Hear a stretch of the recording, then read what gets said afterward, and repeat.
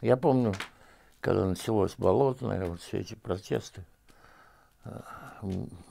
покойный уже теперь Борис Немцов очень радовался, говорил, вот, наконец. А я его успокаивал, говорю, знаешь, Борис, это ненадолго. Я смотрю на них и понимаю, они для себя сейчас решают, есть смысл оставаться в этой стране или нет. Если можно хоть что-то сделать, они попробуют. Нельзя, они уедут. И правильно сделают. Ну, то есть вам кажется, что вот на данном этапе сейчас бороться за демократические ценности в России некому и незачем, и перспективы нет?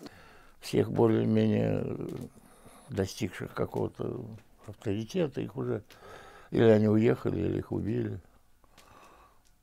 Ну, понимаете, там молодежь есть, но она хорошая молодежь. А вы о ком сейчас говорите? Можно я уточню? Ну, там, я не знаю, там Яшин есть, да. Вот, я его хорошо знаю. Ну, еще вот такие же фигуры. Он уже как-то заметный, более-менее, он уже что-то делал. Но, конечно, большого авторитета у него еще нет. Он молодой, опыта у него мало. И, конечно,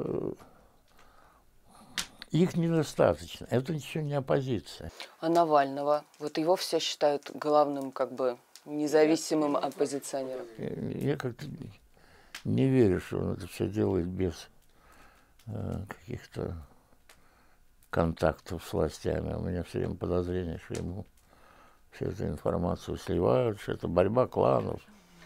Что это борьба кланов.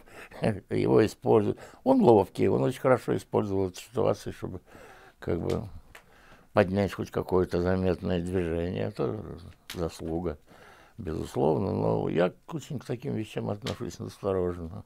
С другой стороны, у него брат сидит. Брат сидит, я знаю, да. Ну, брат же заложник. Нет, ну это обычная вещь. Они подстраховываются, чтобы не соскочил.